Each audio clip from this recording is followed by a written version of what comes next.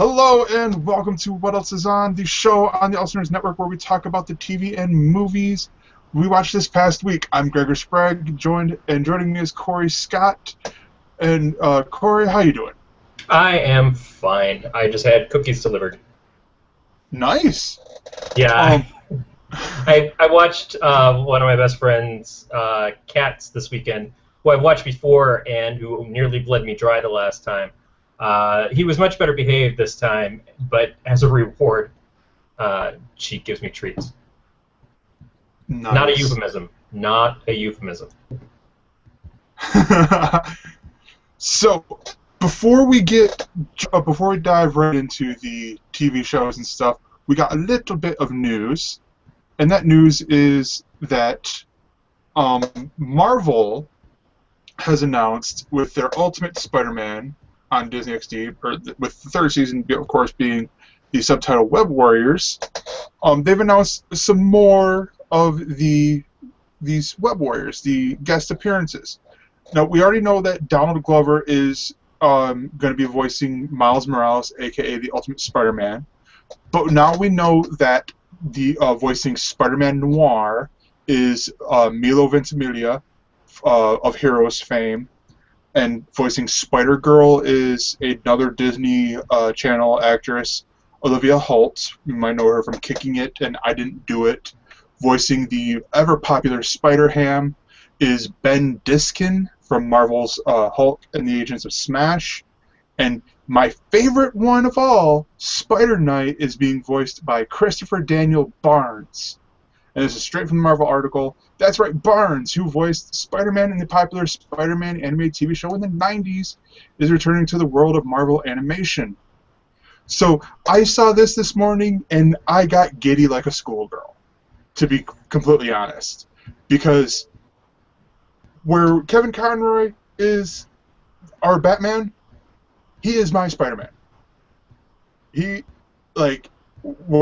Growing up, where I have all the respect for Drake Bell and Neil Patrick Harris for what they've done, later on as Spider-Man in the animated stuff.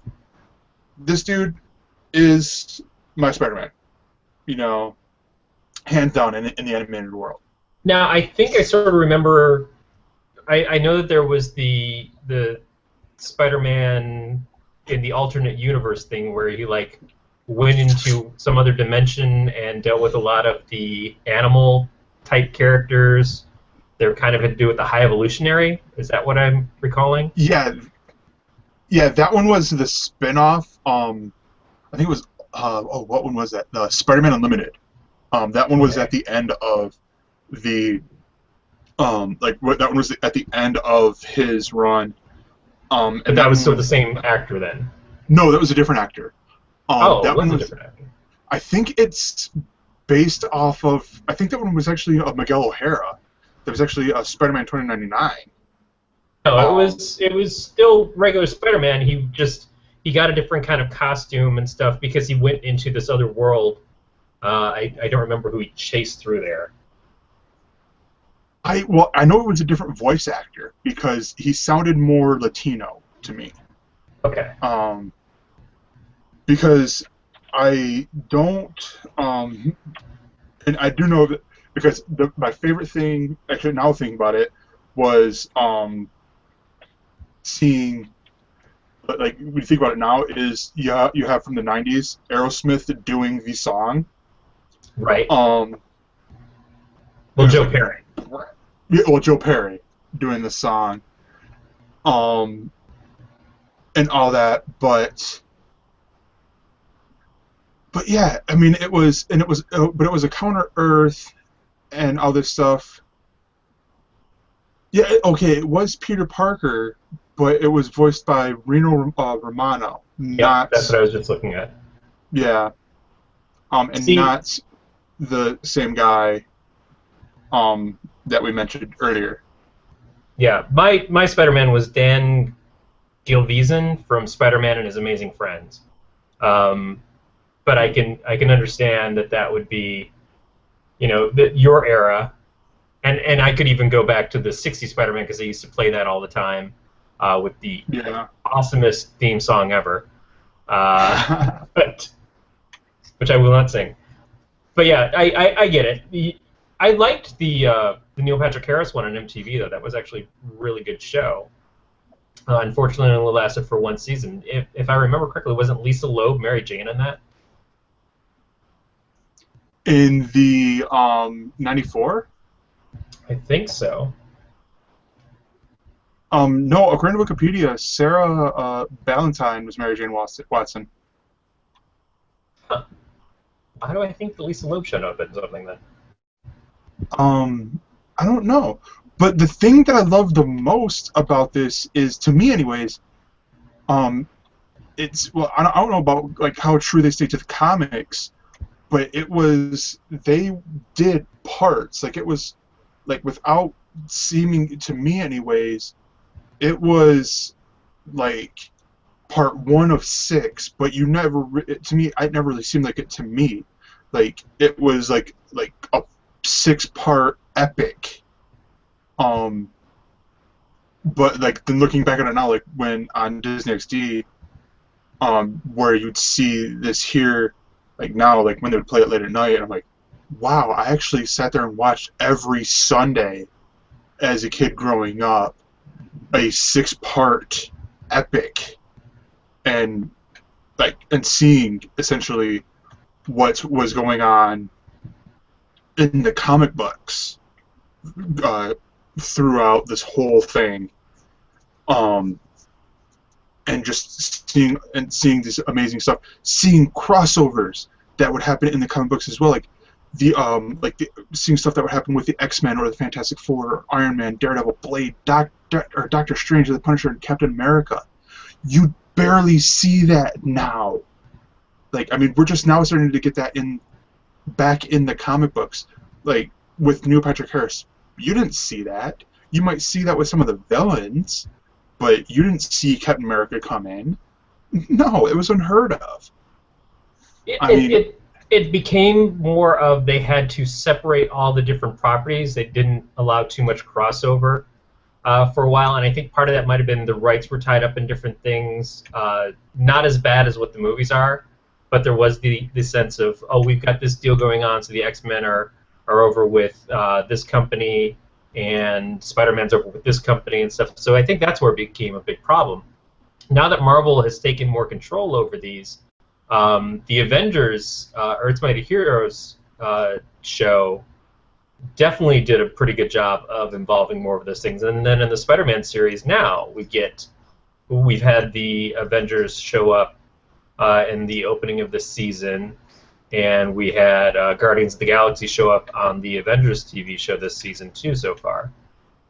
And the Guardians have appeared on every cartoon that has been out there. They've been on Hulk and the Agents of Smash. They've been on Spider-Man. They've been on the Avengers. So it's like we had that little tease that they were going to get their own show, but that's all it was, oh, hey, it's a tease. Sorry. Oh, just to shove it in your face a little bit. Yeah, the Spider-Man cartoon from 2003 is what it was, with Neil Patrick Harris as the voice of Peter Parker. Lisa Loeb was Mary Jane Watson. Harry Osborn was Ian Zierling from 90210. Yeah. No, yeah, and I watched it too. I mean, it was like, because it was at the same thing. It was like, oh, hey, yeah, Spider-Man. Okay, great. That was really good, but it was interesting that it was an MTV program. Yeah. Yeah, and it's on Netflix. Like, and it's on Netflix right now, so it's like, if you want to watch it, it's out there. I just wish Netflix would get Batman the Animated Series, for crying out loud. Because I would be reporting on that every week. I kind of wonder if Warner Brothers is holding back a lot of their Netflix stuff, if it's because they're trying to keep from being in the same place where you find all the Marvel things. Because Marvel seems to have a pretty good run on Netflix. Most of their stuff shows up on there, but Warner Brothers really seems to be holding back from them, and I don't know if they're going to Amazon or if they're going somewhere else, or if they're planning their own thing. You get a lot of the stuff on Netflix. Like, you get Justice League Unlimited, Young Justice, basically from Justice League and moving on forward from the TV side.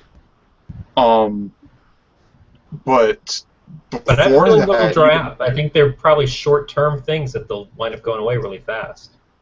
yeah. But no, yeah. I mean, but no, I'm excited to see this TV show, or to keep watching the TV show. I'll talk a little bit more about that, about Spider-Man, in a little bit, because that is one of the shows that I've been watching.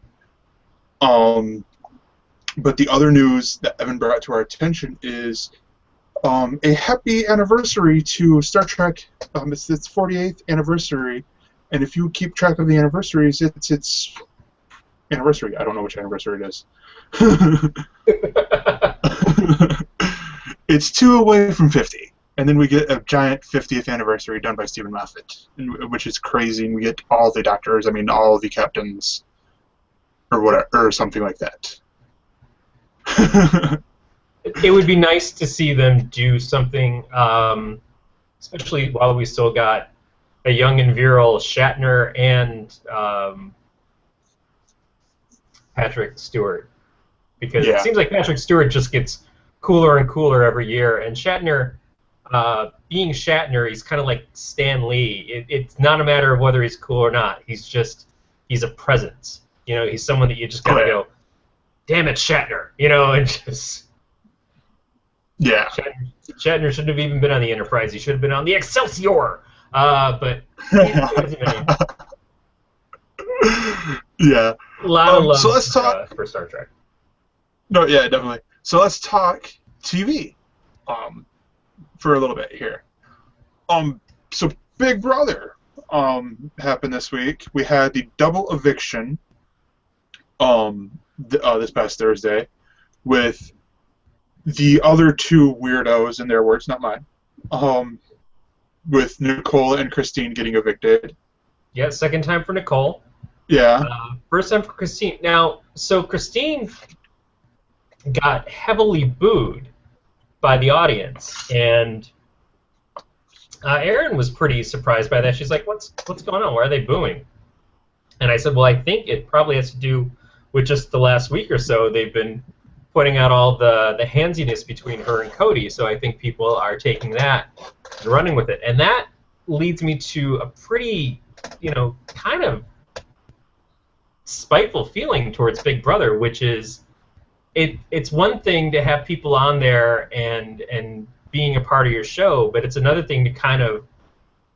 It's not like they made it up. It's not like they were showing stuff that wasn't really happening, like her and Cody kind of holding on to each other or her stroking his hair and stuff. But they definitely played it up to such a point where it felt damaging to her character. Now, last season we went through, the most racist season of a reality show ever since the History Channel was showing live version of Hitler talking. But I don't think that was anything that was being shown and taken out of context. This, I kind of feel like they were like, oh, we really want to play up this relationship between her and Cody. Who gives a damn if she's married, and it's going to make her husband question their marriage and what it's going to make America think about her and stuff like that. And granted, she is the one doing this, and she knows that everything's being recorded. I just felt like it was kind of a pretty harsh way to treat somebody on that show, that they walk out of there, and on top of being kicked out of a house and kicked out of a contest where they were trying to win $500,000, she also now has to face people, hemming and hawing at her and judging her, and knowing that she's probably going to have to go home to deal with some consequences to her husband. That bothered me. No, yeah, definitely. And I mean, and the thing that bothered me out of that whole thing too was the fact that that Frankie, like, next week, because Frankie is safe this week because he's HOH. Although they hit the rewind button, so I'm hoping it goes back to HOH. Yeah, I'm really hoping the rewind button does some damage to Frankie, because Yeah, Oh, because I'm he's like, so that's tired of what. him. I mean, I'm hoping that the rewind button bites him in the butt. To be honest, um, the oh my gosh, But you were I saying don't know. Frankie was basically about the Christine and Cody thing. You were saying, Well, no, it wasn't even that. It's like with the whole booing at them. It's like it's him just going. That means we made the right choice. No, it doesn't, dude. well, this is Frankie who couldn't accept that he made the wrong choice when he sent Donnie home, and was like, oh well, America really loves this little skit that I'm going to put on instead of saving Donnie. No, we didn't like that. We didn't like it at all. And he's like, well, tough, America. We're America's players, and so this is what you get. So he just wants to interpret things the way that he wants to interpret them. He thinks he's the greatest thing in the world, which I just think more and more we're seeing. Again, the reality inside the house is not the reality outside the house. So I don't want to judge Frankie as a human being outside of the house, but the way that he's acting inside the house is just so prima donna-ish and so I'm better than everybody that I'm really tired of him, and I just don't want him to win. I want him. I want him out. I want him out, and I hope when he leaves the house he becomes a better Frankie again, because he didn't bother me for the first half of the season, but the more that he's been The empowered, BB paranoia sets in. it's not just the paranoia. I think it's the power trip. Yeah. I think that there's paranoia, and then there's I keep winning. Nobody can really defeat me. I'm on top, and it's getting to his head. It's just making his little ends pinker. But Yeah.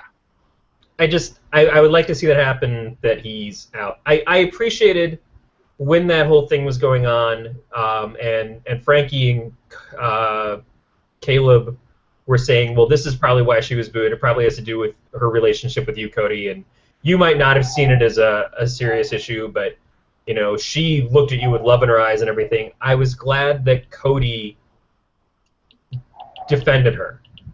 Not just to them, but also in the diary room, where he's like, that's pretty messed up that they're pointing fingers at her. I never saw anything like that from her. We were just hanging out, and yeah, I'm flirty and stuff, and yeah, she was flirty back, but I never felt like we were doing anything inappropriate. I didn't feel like we were doing anything to damage her relationship with her husband. I never took it that way. And now this is going to cause her pain outside of the house, and I appreciated the fact that he manned up. Mm-hmm. I think that will hopefully take some of the heat off of her in her relationship, because I know that her husband earlier in the week had been saying, it was bothering him, and I like the idea that Cody seems to be respectful of their relationship, and didn't take it to mean anything else. And it wasn't even like, oh, I was just playing her because of the game and stuff like that, and it was just to get her vote or anything. I think he just honestly, when you're alone in a house like that, you look for someone to connect to. How many people, like Nicole, was just like, I feel so alone in here, especially when they sent her boyfriend, whose name I can't remember now, out of it. Hayden. Yeah, because there was another Hayden, I just couldn't imagine it was the same guy. But how alone she felt because she had really no one to talk to or connect with and everything at that point. It's hard when you feel like everybody in the house is conspiring against you, because they are, and you can't feel closeness to anybody. You don't get to go home and just reconnect with your husband or your wife or your pets or just your own stuff. You're always stuck in that situation. And so these are two people who were able to connect with each other and able to not do anything wrong, but to untrained eyes and to people outside of it, it appeared more flirtatious and more romantic than it probably ever was. So it bummed me out. I lost some respect for some people. I feel bad for Christine, who was not somebody that I was rooting for per se, but as a human being, you just don't want to see people's lives ruined because they won in a game show. No, that's true. And Beatmaster's making the point that paranoia doesn't mean that there's nobody onto you. Right. And I'm gonna call it right here that I think Derek's gonna win it. I have a lot of faith in Derek winning this. Yeah. He's just got to. The only thing that I worry about is Frankie's ability to win competitions. If they can't get him out, it's a problem. The more he hangs on, the better he's got a chance of taking somebody else out. Because I think if it came down to Frankie, having the choice between Derek and anybody else, he's willing to go after Victoria just because he's trying to keep his team together. But if it came down to Frankie and Caleb and Derek, or Frankie and Cody and Derek, he would get rid of Derek first because Derek is stronger than the other two. Not physically in challenges, but in the sense that he's a better player than they are. He's got a better game. And I think Nicole calling Derek out, unfortunately that blew things up for Nicole. She compared him to Dan, and I'm not a fan of Dan at all. I never liked Dan's game. But he did win his season, and he did do pretty well on the season that he came back for All-Stars. But she saw Derek for what he is, which was not an insult, it was a respect thing. That was Nicole as a fan of the game, as a fan of the show, saying, I think that you're playing this game great. I think you're up there in a top player level. And he's like, oh, well, that means that I have to get rid of you now because I can't have that information going around. But I don't think there's anybody in that house now who doesn't see Derek that way, except for maybe Victoria, because she doesn't see or understand anything. No, yeah.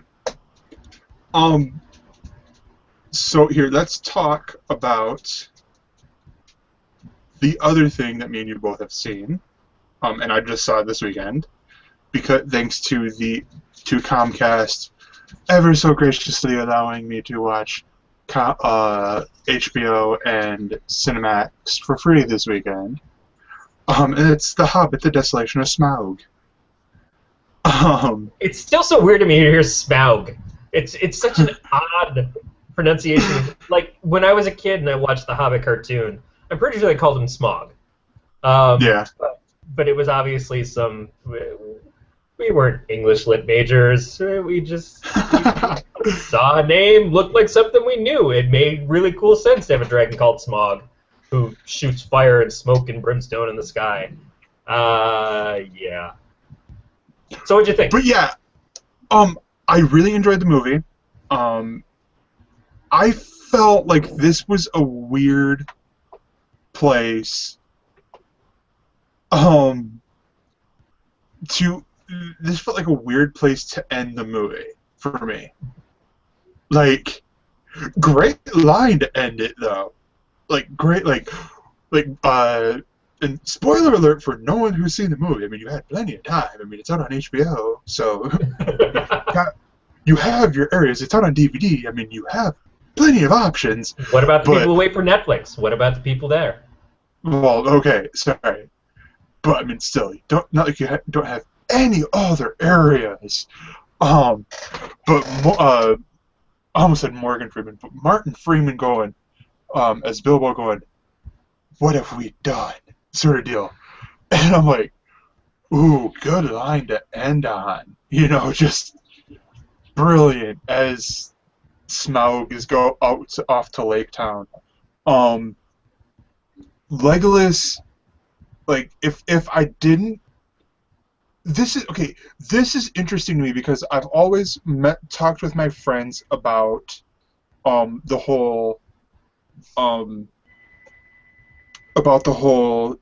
like the with Star Wars, with the whole, like, which order would you watch the movies in? Would you watch like 1, 2, 3, 4, 5, 6, or would you watch 4, 5, 6, 1, 2, 3, or would you do the machete order of 2, 3, 4, 5, 2, 3, 6, whatever? And with this, I don't think I would do, watch the Hobbit movies and then watch Lord of the Rings, because that would taint Legolas for that person who hasn't seen any Lord of the Rings for me, because this is a really different Legolas. It is. It's it almost feels like a different character because he's so alien from the Legolas that we knew. We've never seen the kind of animosity that he has in the whole Fellowship series like he has in this, and he seems very stoic and mostly angry towards the dwarves. Yeah. But it really, the other thing is that he's not developed much in this. It's much more true.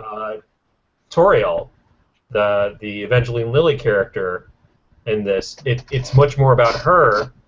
I'm not sure how much I'm buying into the pseudo character torn between Legolas and their relationship, which we haven't seen much established of anyways, and then her sudden interest in the dwarf character that she's kind of and like Keely. and that she had to save his life and everything. I don't feel that the romantic tension is really there or founded well in this, but I like her character just because she is the one person who's kind of preaching the feeling of why do we just hate them, and isn't this our world too? Shouldn't we unite against something that's much worse that's coming? You know, It's that's the voice that we're missing in this. Yeah, it's almost to me foreshadowing in the fact that, and possible spoiler alerts in the third movie, that Legolas loves her, but because of where he's at, like he's like a royal, he's a prince of the elves or whatever, that she dies, so like he can't or he couldn't do anything about like of his love for her, and so to honor her, he like adopts her respect for the dwarves, and so that's what makes the type of Legolas that we got in the Fellowship, and in the Lord of the Rings Legolas that we got, sort of deal or something, you know?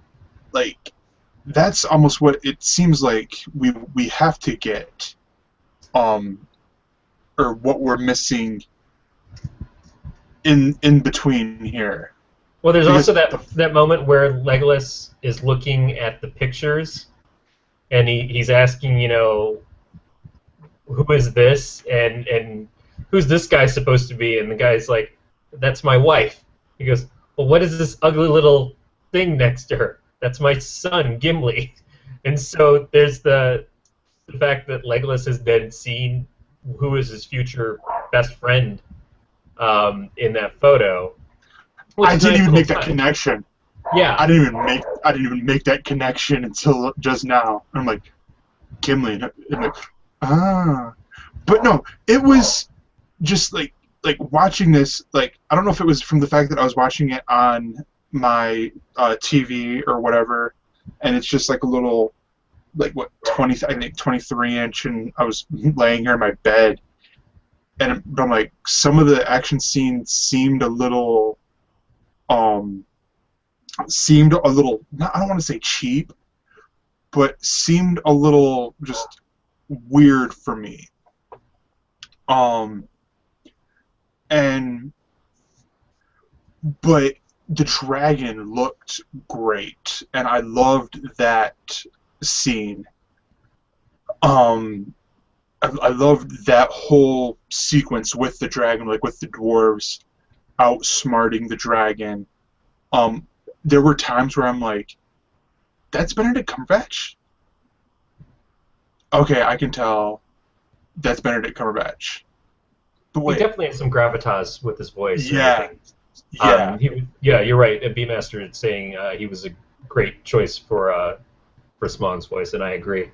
I can't say that I necessarily thought that visually these films were even at a level that I felt that the first trilogy was. And I've been kind of seeing that in the first Hobbit movie and this one more, is it's starting to feel more and more artificial, whereas the original, The Fellowship, it it didn't seem like it got as effects heavy until later on. Yeah. By the third movie, when they had the thing where the ghosts came out and just kind of tore across the land, and they had Legolas riding on the giant elephant thing and doing all the jumps around, that's when things started to feel a little fake. But for the most part, it felt like it was really That's about the place where they were filming, and the lands were beautiful and stuff like that. And this, it feels like we're getting less of that, and more things feel like they were created with CGI, and it feels less realistic. Even when they and went in the caves, I expected the caves to be a little bit more normalizing, because when we started in the the first of the Fellowship movies, that was a great scene. That whole thing that happened there, and then they had the one fight scene against the cave troll and all that stuff. It was just so mhm. perfect. And then this, it seemed, it just, I felt kind of displaced from it. And I don't know if it has something to do with the way they were filming, but I'm not getting the experience of the super crisp. Everything looks like a soap opera thing, like people complained about when they saw it in the high-end theaters. I'm Yeah, just watching it on TV. that's what I'm almost wondering about, is if there's like a conversion thing that I'm wondering about that's happening here, is if there's something to that I'm wondering, I should be worrying about, is like, because there's the scene where Legolas is fighting in Lake Town with 4 orcs, just or no, sorry, 3 orcs, and I'm like, this looks, I hate to use the word, but crappily CG'd, and I'm like, how is this possible that it just looks so shoddily done? Is it the fact that it's in 48 frames a second and it was downscaled to 224 frames to work on my TV because I know my TV is not capable of handling this? But I'm even talking about the fact where it's in it's at the towards the end where it's in a narrow space, but it's like it's more the fact of Legolas, where he's running, like doing more like quick elvish moves and stuff, and I'm like, why is it Legolas looks so fake? Right, there are those moments where he's doing the inhuman things, where he's doing the jumps and flips over people and stuff. That's the part where it looks heavily animated. In the actual just regular fight scenes, even when he's moving fast and flipping between the swords and the bow and stuff like that, that looks realistic, and that looks like it's just really extraordinarily done stunt coordination.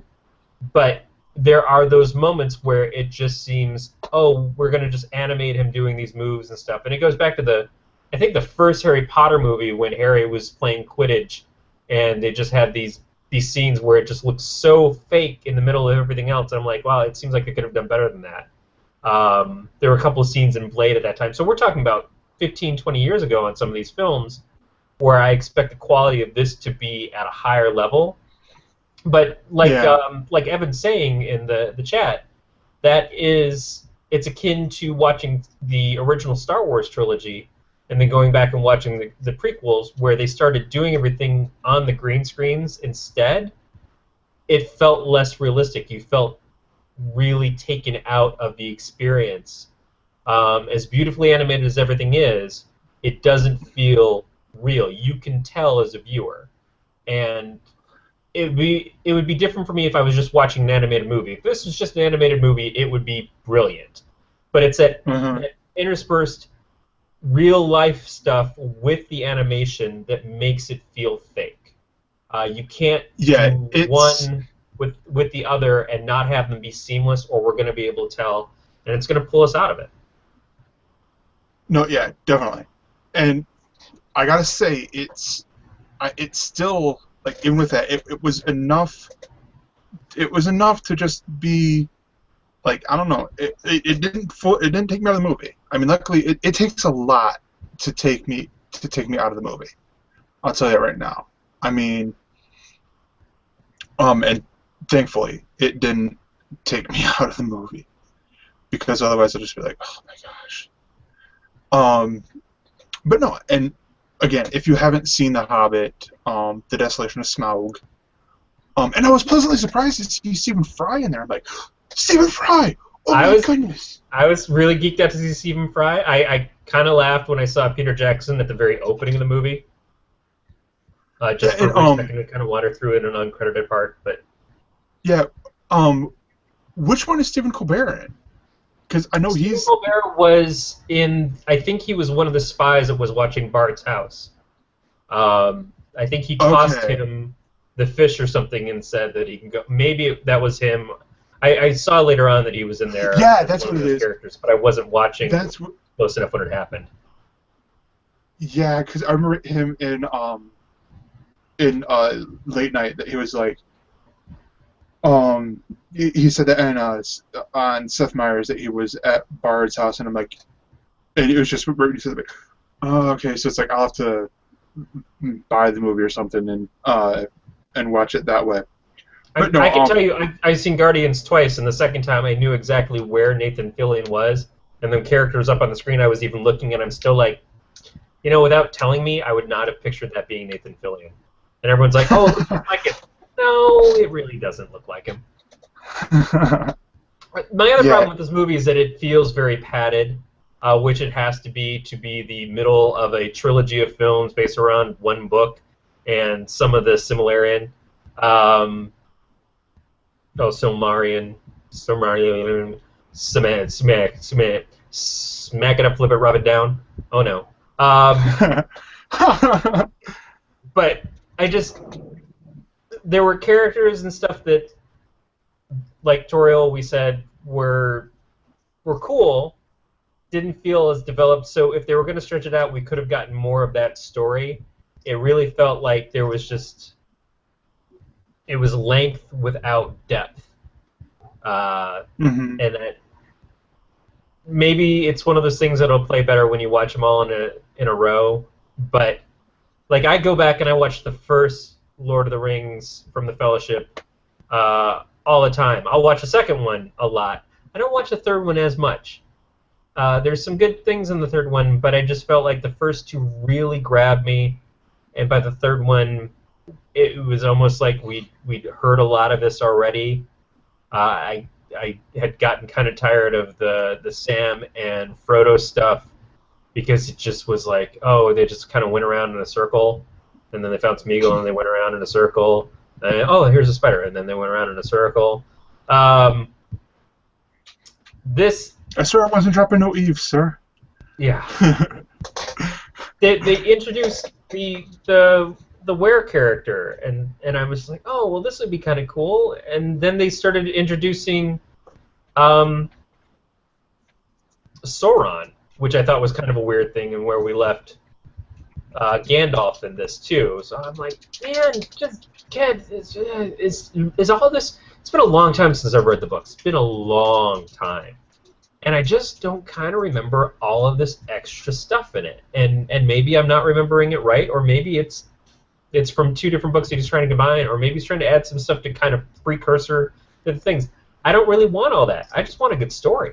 You know, I want a good film. Yeah. And I don't know that I'm going to watch these. Like, I own the first three films on DVD, and I wanted to get them on Blu-ray at some point to do the big day when these were all done. But now I don't necessarily want The Hobbit. Yeah. Even with the good parts, it's a lot to get to those good parts. Oh, yeah. Well, let's take a break, and we will do starts and stops, and then we will crown our victor in the Galactic Netcast / What We're Watching Weekly World Show summer movie draft. But yeah, click the link. I believe there's a link in the description. Wendy, you can tell us, or Corey, you can tell us, because I think you have the page linked up there. I do see a starts and stops link. And then, is there one for? Oh, I don't think there's one for the movie draft. I can there post is one there. Movie draft. Okay. All right, yeah. So on Tuesday at 8 p.m. on the Cooking Channel, there's the series premiere at a special time for MasterChef Canada. So if you like your shows with a little bit of bacon and whiskey, the series premiere at a special time. White is the New Black. That's the name of the episode. And then the time slot premiere on Fox of Utopia. My grandma watched a little bit of it, and I think she said it's not that bad. Another rousing, revved up recommendation. Hey, it's not that bad. I don't remember exactly what she said. I think she's like, "Hey, did you watch the show?" I'm like, "No," because I think when I caught it, I was watching Big Brother, and I've like flipped the channel or something, like in between during commercial or whatever. That's pretty much me. I turned it on, and I'm like, "Oh, Utopia's on. Well, I'm gonna go in the other room and watch Big Brother." Yeah. Speaking of Big Brother, the new night because of football, CBS 8 p.m. on Tuesdays. New episode of Special Night. For the rest of the season, it'll be on at Tuesdays. What else for Tuesdays?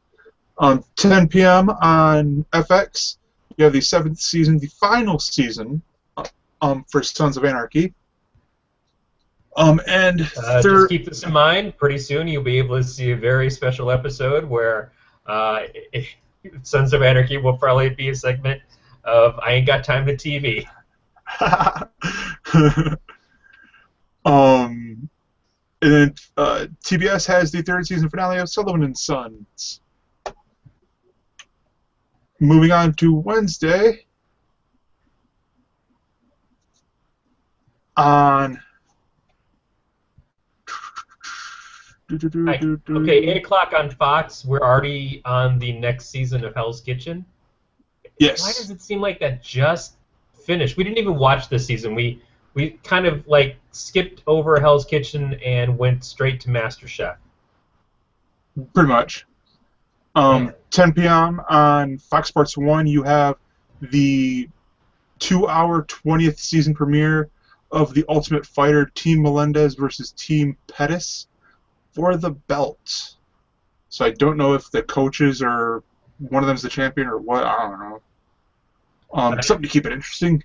At 10:01, what we're going to just call a big lie, the season finale of Taxi Brooklyn on NBC. If that show comes back, I am just going to be blown away. Moving on to Thursday, at 8 p.m. on NBC, you have the 2-hour 16th season premiere of The Biggest Loser.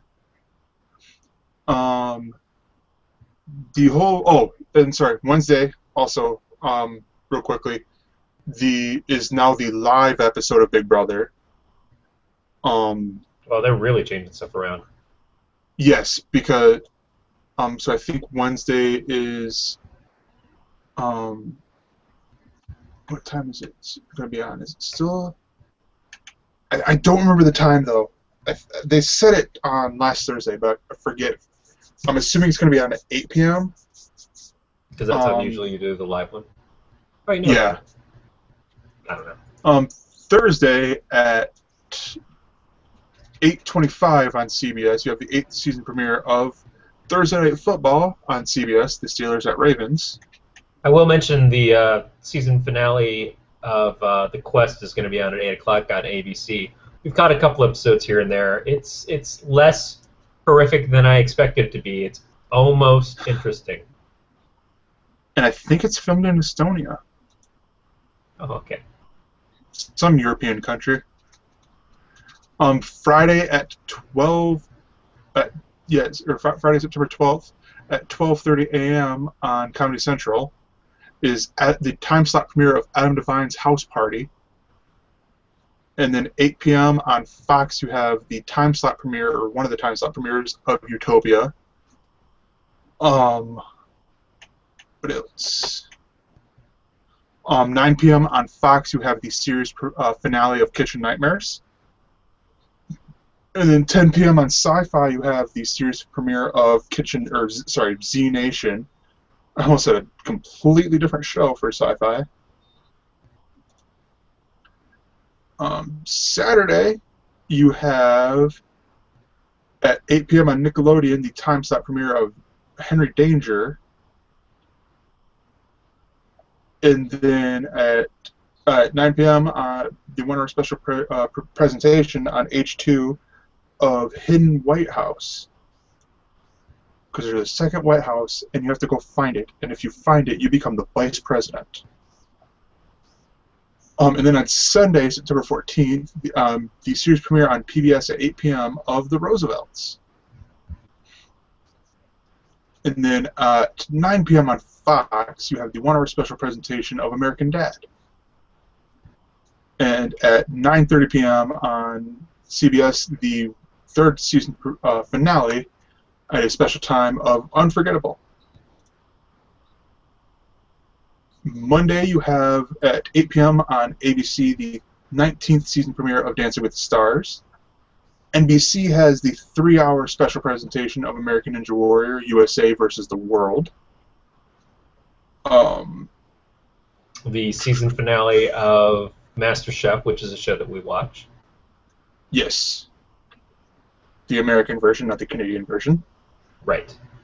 Oh, now I want to check out the Canadian version. Yes. 10:30 on Food Network, a show I hadn't heard of, and I'm assuming it's the comedian and star of Blackish. On Food Network, Eating America with Anthony Anderson, the first season finale of this episode's Ice Cream Festival. It is that Anthony Anderson. It is. Cool. And then at 11 p.m. on Sundance, the first season finale of Approval Matrix. And that is Starts and Stops. And then I did a short video, and I just want to officially crown Team Car Ramrod, Matt and Dave, the champions of the first ever What We're Watching Weekly / the first and only What We're Watching Weekly / Galactic Netcasts 2014 Summer Movie Draft. Because we ain't going to call it the What We're Watching Weekly / Galactic Netcast movie draft anymore. Right. From now on, we're calling it the Else Nerd / Galactic Netcast movie draft. It could be Galactic Netcast Else Nerds. I'm not. Yeah. We ain't picky on Netcasts. we ain't going to pick you on what we call it, but basically we ain't going to call it the What We're Watching Weekly. Yes, or as to mention the food show there, Anthony Anderson from Guys with Kids. His other failed show. I'm sorry, I got the comment tracker going on, so I see the chat message pop up. I'm going to click over. And then we finished second, and Team Hondo, or Team Bernessa, as we so cheekily call them, finished. Don't throw me into that pool, man. I ain't getting down with that. No. You called it too. No, I'm respectful, sir. Anessa wants to make mealtime out of wrestlers. I don't want to mess with that. Although I keep trying to come up with dishes for her. Yeah, so, I mean, again, we are roughly 60 million behind Team Car Ramrod. So we've stayed consistent on that for like the last month of the contest. It is too bad for Team Hondo that they are finishing earlier than their movies, because their movies have remained number 1 and number 2 the last several weeks overall in the theaters, because nobody gives a crap about putting out films in September. No, basically, let's be honest. It's a shame for Team Hondo that the commissioner, picked Lucy, instead of, what was the other movie that was the choice? It was like a September movie. That's exactly the thing. There was no choice. Maybe it was Expendables. I don't know. Yeah, I think it was. No, there was one that would have pushed it back like 3 weeks. Yeah. So that would have done it. Like that honestly would have made it to where they probably could have won it, or at the very least knocked us back into third place. So the way this will work for the winter movie draft is, when the Night Attack crew does their list, and by that I mean Dan Dirks comes up with a list and they do their draft. We will probably do the draft either on here or on Galactic Netcasts. And it'll probably be a whole lot more confusing because it'll be a 6-person draft separate. And I say that because I know Matt has a whole username. Corey has a username, but I know his is Captain Temerity, which makes it a lot easier. So I'll just have key Captain Temerity equals Corey. This person equals that, all that stuff. But it'll be a lot more fun for everyone. And so, yeah, and the winter draft should be a lot quicker because there's a lot less movies. I kind of feel like Beatmaster and Evan should be in on it since they're part of Team Else Nerds. Yeah, we might be able to do an 8-person. I mean, I got an 8-person fantasy football league that, hey, guess what? I'll have my first win. It doesn't even matter that I have a freaking player going in on Monday. I'm already got a win this week. And yeah, there won't be teams, so it'll be just every man for themselves. And I think I'm gonna shoot for no teams in the summer as well. Because teams suck.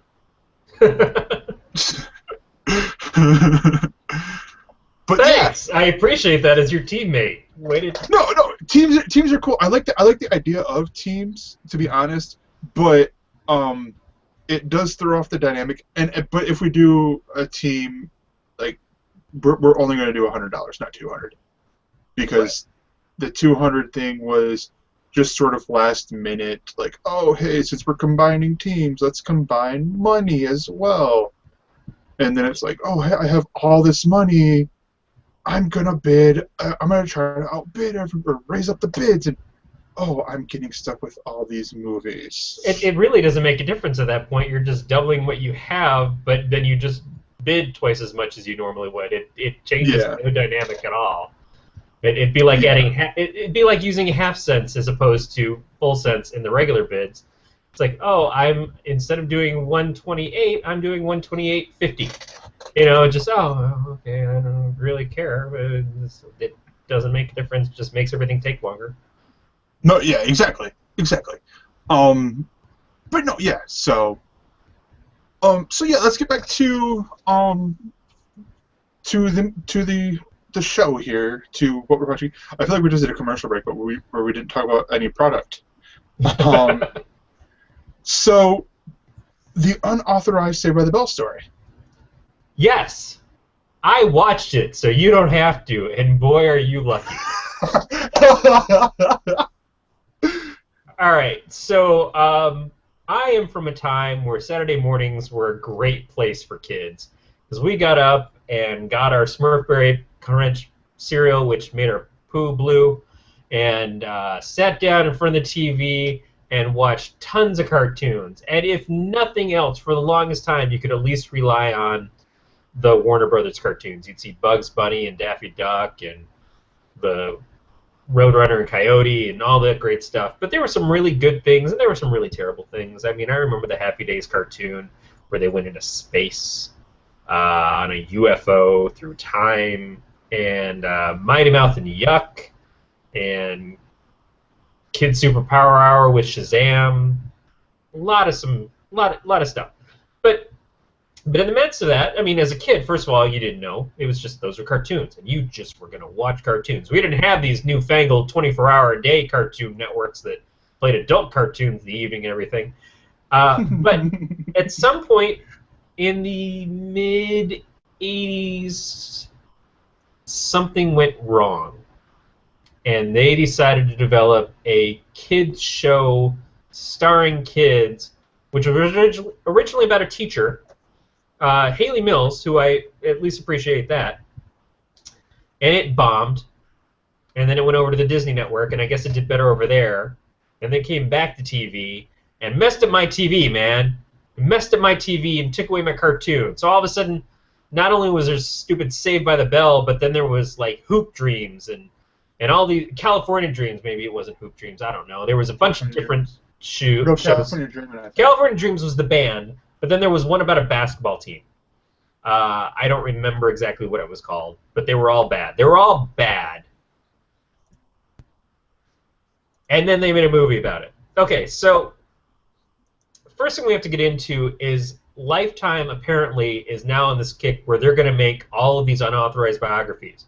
Because as I'm watching this piece of garbage, and I'll get into that, there are commercials for their next piece of garbage. And their next piece of garbage, which came out on Saturday, and I haven't watched it yet, and I'm probably not gonna, but Aaron had me tape it, was the Brittany Murphy unauthorized biography. Because that's what we've been missing. It was an unauthorized biography? Well, her family hates it and wants it not to happen, so of course they're like, we got to get this on the air right away. People are going to enjoy this controversy. If the controversy is don't make a really crap film about the death of my daughter, then yeah, you know, that there you go. That's what you're getting for your viewing pleasure. So at some point before the Saved by the Bell thing,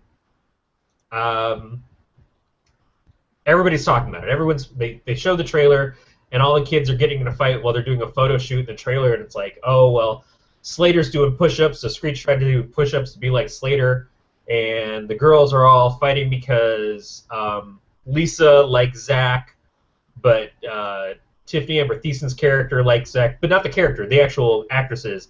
They like Mark Paul Gosselaar, and so they're fighting, and Jessie Spano is trying to break him up and be the good person because she's a couple years older. And so everybody sees this and thinks, oh, this is going to be the movie that tells all the ins and outs of these characters and how they were. And it's based off of Dustin Diamond's book, and so he just apparently talked trash about everybody because he's got no other way to make money.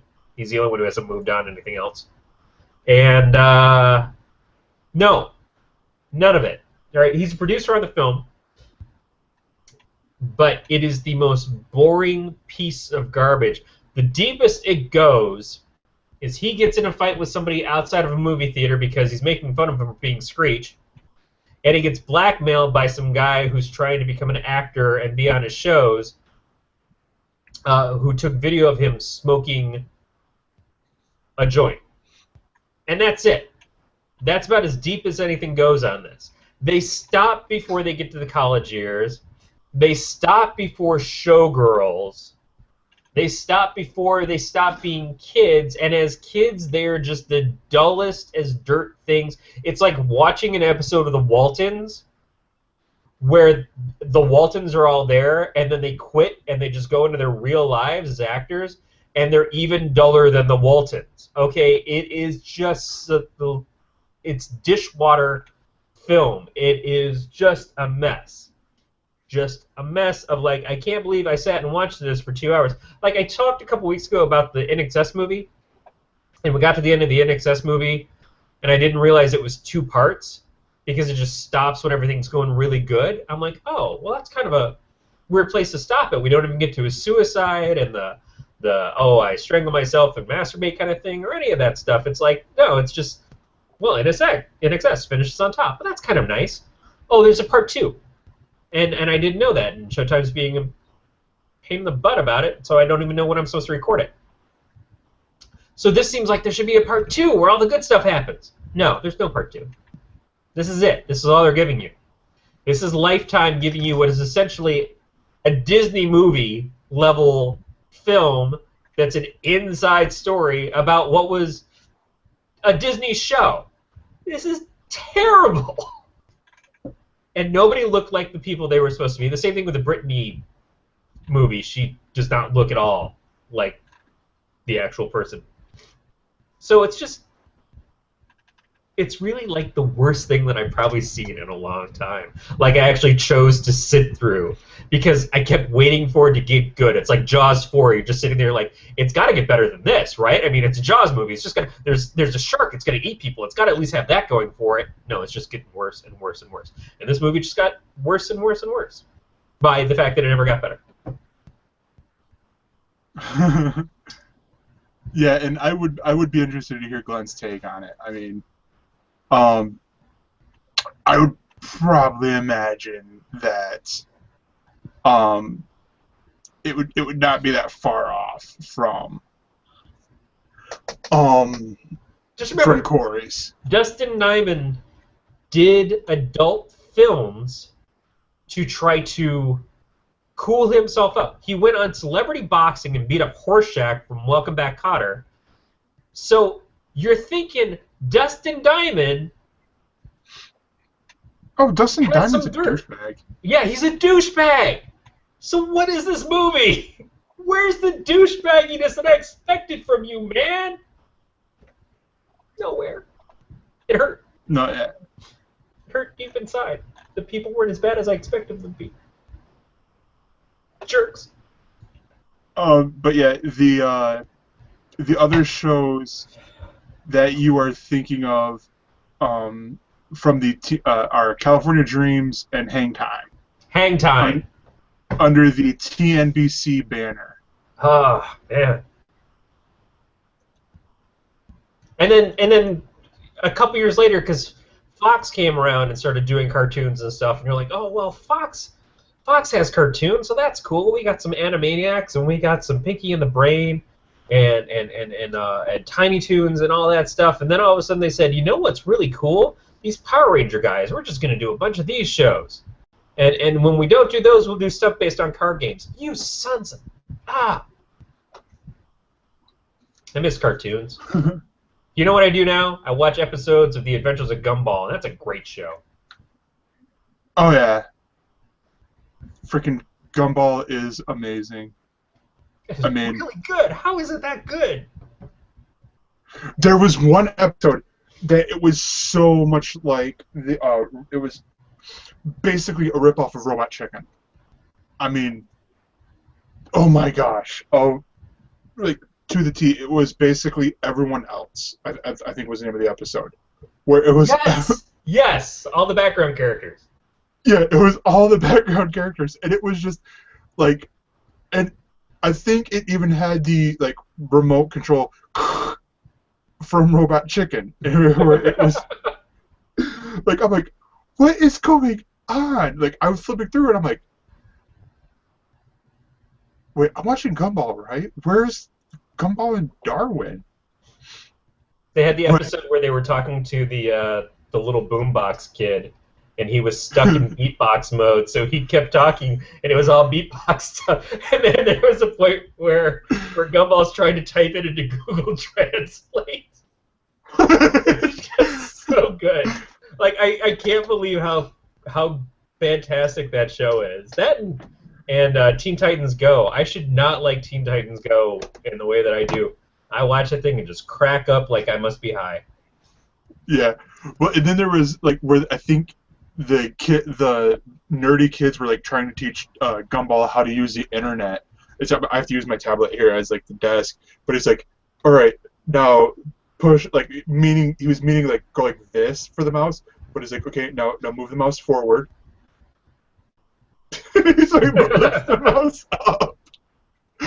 Stuff like that. It's like Scotty in Star Trek 4. Yeah, and Beatmaster actually brings up a good point here. You miss cartoons, but don't watch BoJack Horseman yet. Tisk tisk. Well, because I'm thinking about cartoons in a way that appealed to me as a child. As a kid who loved cartoons growing up and everything. I love the Venture Brothers. Don't get me wrong, but I don't watch the Venture Brothers, and it doesn't hit me at the same point where it hits me as a kid watching the cartoons of my youth. The Justice League cartoon and the Batman Adventures and stuff like that hits me as a kid, even though it has more mature themes and stuff. It's just so good, but it's that magic of it. I watch the Venture Brothers, and it's just such a semi-raunchy parody of the things that I liked as a kid, so it's a different level. BoJack Horseman would be at that kind of thing. The Tick kind of gets to do both. The Tick cartoon, which is one of the best cartoons of all time, gets to walk that line of being a parody of other cartoons, but also being a cartoon that can be watched by kids. And it's coming back. and it's coming back. The live action thing is apparently coming back, which is Yes. tremendous. So real quick here, the Doctor Who. I'm gonna dance around this, try not to spoil too much for you. Doctor Who, really great episode. Not too serious. With Peter Capaldi. In there, with the Robot of Sherwood episode. Again, another checkout episode, like check and watch. Now, how does this stack up for you compared to the last 2 episodes? I love it. I love this episode. Good, because the last 2 have not done a lot for me. This one is, I love it. It's one of these episodes where, you don't need to see the other 2 really to get in there. It's not so much like it's pushing the story forward. It's more of a we're getting the Doctor and Clara more. They're getting more comfortable together with each other. Right. It's a looser episode. It can be a little bit sillier, a little bit funnier, because we've gotten through some serious stuff, and we've had a lot of the laying the groundwork of what their new relationship is like. And that's what I was hoping this episode would be. We needed something that was a little bit more at that level. This is more. I mean, we've had these past 2 episodes where it's just been the Doctor and Clara, or especially the Doctor, getting so sort of deal. Where we need this episode to be a release a little bit, and there was like in this being the Robin Hood episode, where there's some tremendously funny moments in here with the Doctor and Robin Hood that I'm just like, oh my gosh, this is hilarious. Like, see, the Doctor has not been particularly likable since the change, and I think that's another thing, is that I don't want to watch a show where the main character that everything's based around is just not enjoyable. So I'm hoping that this is where we get to start to get some of that. And it's not Capaldi. I like him, and I think he can make a really good Doctor. I just don't think they've been giving him what they need to work with yet to make him a good Doctor. He's just been sort of a... There's a lot of callbacks here to the older Doctors, to the pre-reboot Doctors, with Capaldi. I don't know if this is Capaldi's doing, like with how he's acting these out, or if this is Moffat's writing, or with Moffat as the showrunner or the writers doing this, or if this is all of the above. But it's just really great in how they're doing this. Like there's this one part where he does a karate chop, and it's just like the Third Doctor, or it's very similar to the Third Doctor, and is fighting like he just does like this like judo chop sort of deal, and I'm like, ooh, nice sort of deal, and it's just very clever at how they're doing like all these little nods to the 2 past Doctors. Now, I don't think in the next episode we're going to see him throw on a really long scarf or anything like that. No, it could completely clash with his outfit. Yeah. But still, really great episode that, like, it's just really, like, I really enjoyed, like, this. And it's something that we really needed to see after, 2 really high-tension episodes. Yeah. When I decided that I was going to watch Doctor Who was when they were talking about Matt Smith coming in, and I had not seen any of this stuff beforehand, and they showed a scene from the episode with all the what were seemingly vampires. We find out more about what they are later on. But he's in a room with all of these vampire women are all in the white gowns. They're kind of gathering around him, and he notices that he can't see their reflection in the mirror, and he gets super excited about it. He's just so totally geeked out that he's in a room full of vampires. He's like, this is the greatest thing. And he's like, woo! And he's like, still trying to escape because he knows that they're going to kill him, but at the same time just can't stop himself from laughing and cackling gleefully. And I was like, Yeah. I want to watch this guy. I want to watch this guy because this is every ounce of fun of like, I'm surrounded by vampires, but I'm the doctor, so I'm going to be okay. So I'm just going to enjoy it. And I was like, yeah, I can get into that. And so that's what I haven't seen yet with Capaldi. Capaldi has been pretty dour. I like how he is. There was a line in last week's episode, I think, where he says something about how she's nice for him or something along those lines. The carer. Yeah, the carer. She's the carer, so I don't have to. I like that, but I need to have him at least be ironically humorous to balance what he's missing from the Matt Smith stuff. Which there was that a little bit in this episode. I don't know how much of that there is going to be in this series with Capaldi. Because I do think they are going in a different direction now with Capaldi. Because this goes back to the whole saying, with my whole saying, they're sort of going away from the romancing of the girl of this. Oh, the doctor's my girl. That doctor's my boyfriend, sort of deal. I did like the fact that they are going away from, or they went away a little bit from, that whole Missy chick, who I've heard people say it on they did it on SourceFed's TV show where they're like, oh, it's the master, it's the counterpart, where like the doctor who's been good and all this stuff, like with he's on Intruders. I'm blanking on his name. Something Sim. I'm blanking on his first name. Like how David Tennant how he played the doctor. So the doctor or the master is like the exact opposite. So if the doctor is not evil, but more. I'm trying to think how to say this. Like the master's almost gonna look how we would almost say good. And I'm like, no, because the master has been.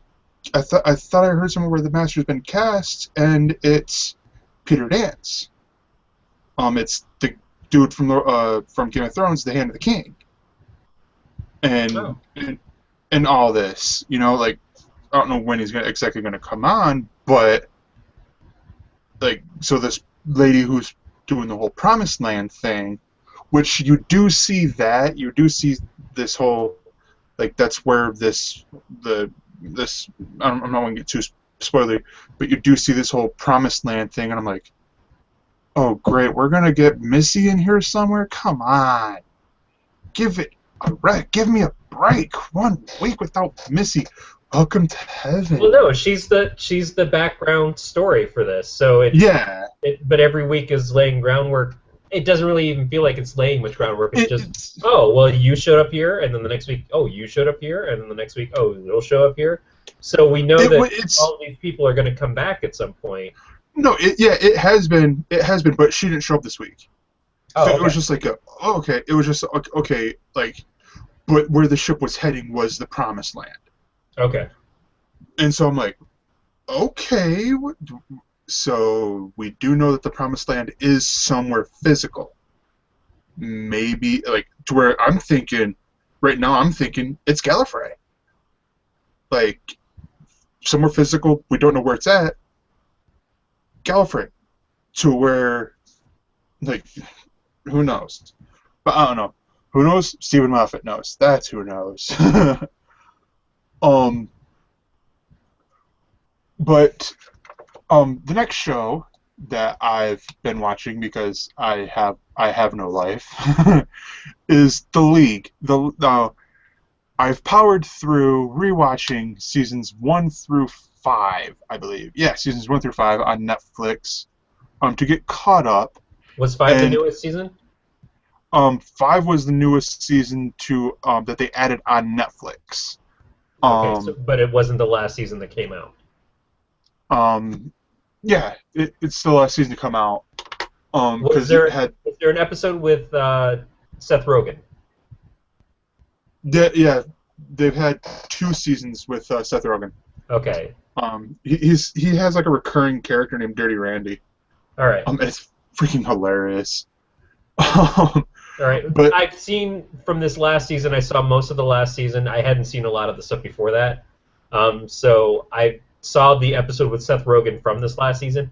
It was a weird episode where it had nothing to do with pretty much any of the other characters, just the one no, strange guy, and him. And Rafi.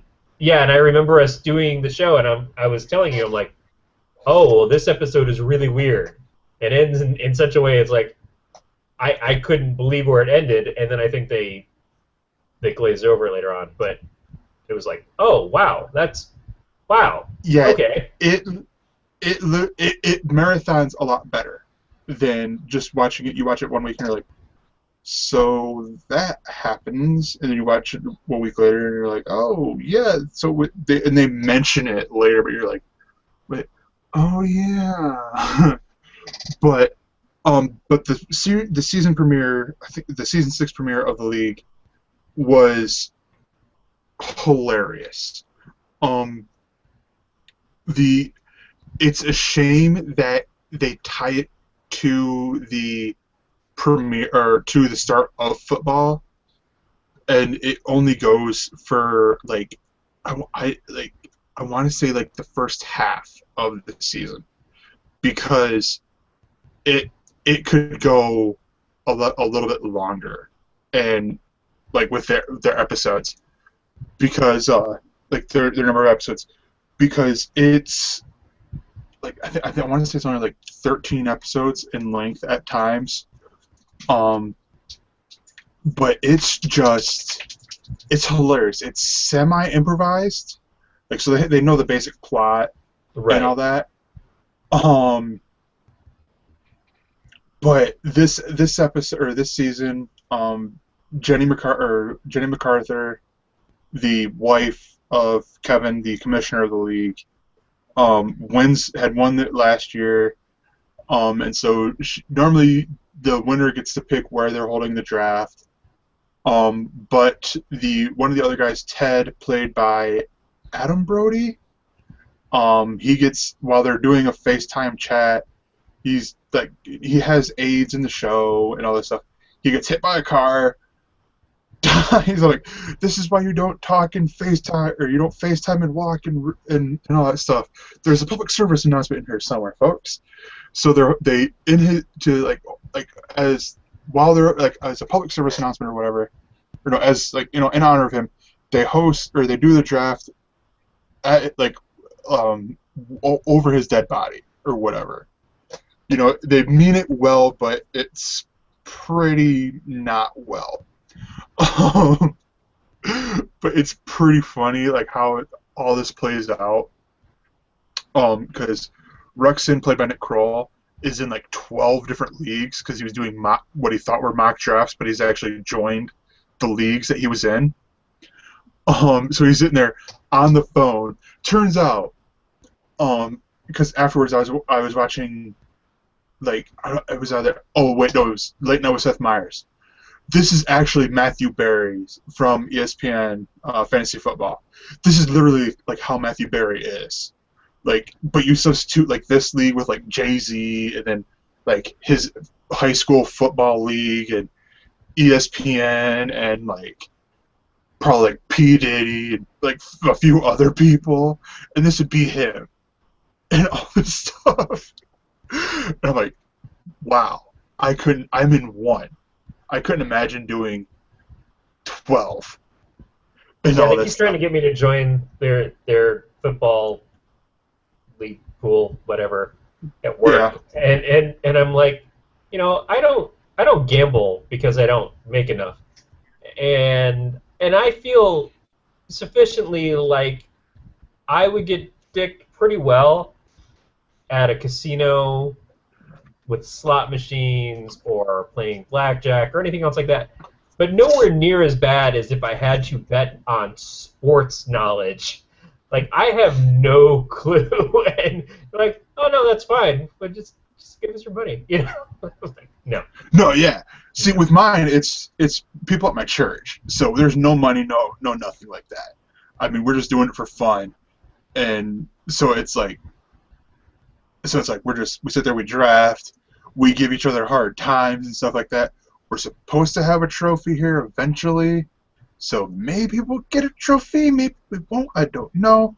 I'm thinking about making a loser's trophy because maybe I'll win that again.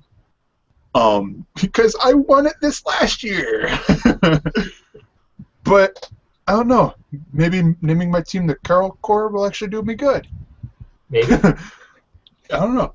Um, but no, but the league, it was actually funny because the parents of the dude who died, his name's Ted, actually came in. So they panic, and Taco, who's the actor, is John LaJoie, and Taco is like perpetual stoner. Like he rolls up the draft board and puts it in the casket because he panicked and all this.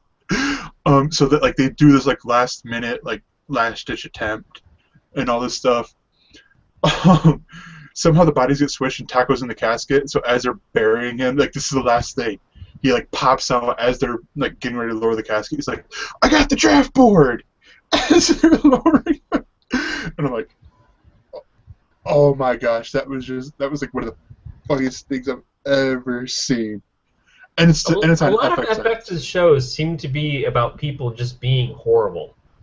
It just Yeah. like all of their comedy shows from Always Sunny on up. It's just, oh, you're an awful Uh-huh. person. Oh, you're an awful person. Oh, you're an awful person. Hey, you know what we should do? A show called You're the Well, Worst. Yeah, that makes sense now. well, the funny thing is they do on the league they do for the person who's in last they have the a trophy called the Sacco. There's one season where it went to the character named Ruxin, played by Nick Kroll, and they talk about the vinegar strokes, or it's like just before you come to ejaculate, the face that you make. And so Ruxin, apparently his vinegar strokes look very much like Joe Paterno. So that's the bust, is his vinegar strokes, right there above fermented bull testicles. So it's like he's constantly getting deep. And that's the last place, which is in Kevin's house, and Kevin MacArthur, who's in first place is Jenny, and normally the Sacco winner gets punished by everyone, but Jenny has been humiliating him this whole time. So like we can't do anything because Jenny's just doing it for us, sort of deal. Like we're talking like they're making love and she's just ripping into him. Like she's like, "Come on, Sacco, come on, let's go, give it to me." She's like, "I can't do it if you're gonna humiliate me while we're doing this." She's like, "Well, do you want me to be the Sacco?" "No, quit saying Sacco." I do find the term Sacco would probably kill a mood. Oh yeah, but no, it's a hilarious show. I think the last two that I'll mention before we should probably wrap this up here soon are two DC animated movies that I watched. I think yesterday or 2 days ago. Son of Batman and Justice League Crisis on Infinite Earths. Crisis on Two Earths. Two Earths. Infinite Earths is hopefully a comic book we'll talk about on Saturday. So Son of Batman is I guess it's a sequel to Justice League War. It's got the same Batman, Jason O'Mara, It's And part of the whole new 52 continuity that they're integrating into the animated films now. So the things are all supposed to be tied together. They're all part of that same world. So it isn't necessarily a follow up to War. Like you don't have to watch War to see this, but I believe that it is kind of like if you're watching them all in a row, then this would be the next place to step up to.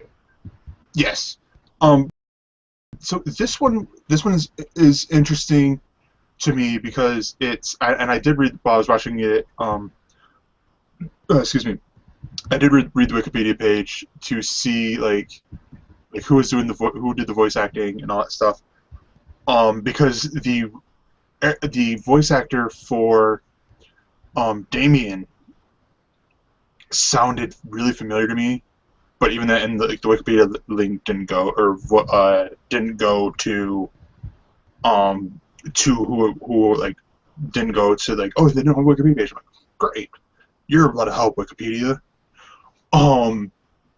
But Rachel Gould didn't go or was heavily underutilized for me on here, which is highly interesting because the voice is Gus Fring from Breaking Bad or Giancarlo Esposito. And I'm like, you get Giancarlo Esposito to voice Rachel Gould, and yet you don't. He dies in the first 10 minutes. Come on, That really? is, yeah. Come on, what's up with that? And you collect your scale paycheck, and then you go on about your day. Yeah. I mean, it's like, and then, but some of the differences, like, then I look at some of the differences, and I'm like, all right, I probably would have liked to have seen this, but this is very similar to how they do a lot of the DC animated compared to the comics. I would want to say it's probably about 80% accurate to like. So it's not like you're not watching the movies to like basically watch like animated comics. Right. So there's no Tim Drake in this at all. Nightwing's Nightwing's in here. He's not in the comic. What else is in there? Killer Croc is in here, and he's not in the comic, and stuff like that. But who else is in here that I thought that was great? Jason O'Mara was really good. Different. It's like a different approach to me from Kevin Conroy.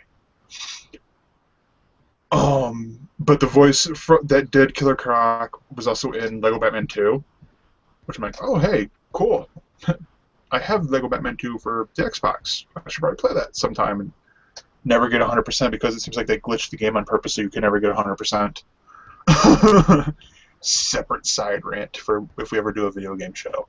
But no, it seems like I remember what it is. The actor who's on CSI, or not CSI, Criminal Minds, who was also on Dharma and Greg. Thomas Gibson, Dharma and Greg. That's what I was going to say. Thomas Gibson is Deathstroke. That is something. And I noticed. Background is Talia al Ghul, which itself is interesting, especially considering that Sean Merritt, who is Simon from Firefly, is the guy who played Nightwing. Yeah. Okay. Oh wow. So okay, great. I have an interesting segue then from.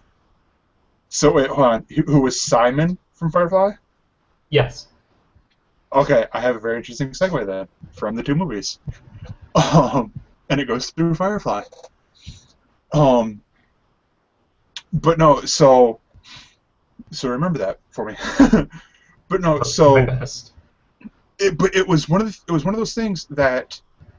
When I heard Deathstroke, I'm like, and actually I saw that, and I'm like, wait, he was that guy? And I'm like, Greg from Dharma and Greg is Deathstroke?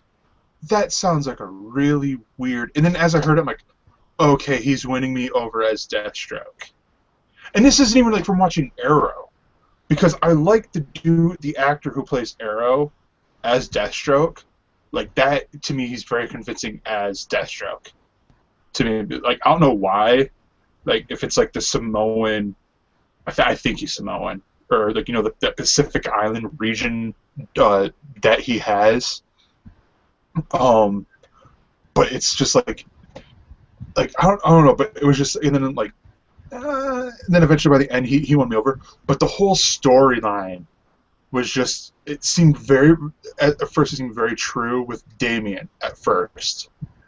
Like, it very much captured that rage that Damien had.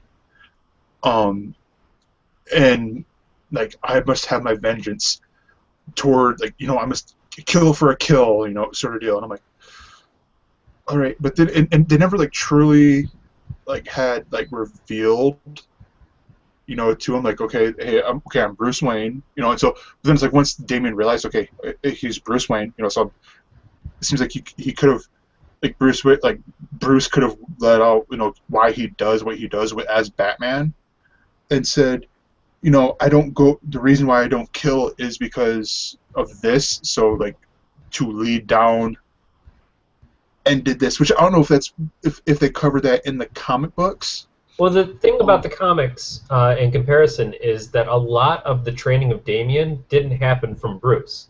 It happened from Dick, because around the time that they had done the storyline introducing Damien to the Batman mythos, Grant killed Bruce in a completely different book, and that introduced Dick taking on the Batman role. So Dick was kind of the fun-loving, you know, Robin-esque character that he's always had behind him. So it was Batman smiling next to a little angry, bitter Robin. So it was a role reversal thing. But Dick, his belief in Damien and his not letting him kind of just go to the wayside and be forgotten made Damien a fuller character and gave him all the reasoning to become a better hero. So when Bruce came back very quickly, unfortunately, not that I'm against Bruce being Batman, just that it was such a short stint of, oh, I'm dead. No, I'm not. No, I'm back. It almost wrecked the dynamic of what was happening with Damien. It was just too fast. And so Damien was almost bitter that his father had returned, because he didn't have a relationship with him. He'd had one with Dick as Batman, but Robin belongs with Batman, so that's just kind of how they played it. And so he had to kind of start all over again, proving himself to his actual father in what he'd already been doing with Dick. Yeah, I mean, and the other thing that they mentioned on the Wikipedia page is the antagonist, with Deathstroke being the antagonist instead of Talia, and Talia being essentially a damsel in distress, sort of deal with this. Which I sort of get. I mean, you know, you make Talia, who is sort of like Batman's lover in here. But Talia's also a badass, and Talia is... Which she was in the beginning, but... Which she was in the beginning up until she gets captured by Deathstroke, when she tries to raid the compound. Then it's just like, help me, Obi-Wan, you're my only hope. Oh God, I don't like this at all. Well, at the end, I mean, basically it's towards the end here,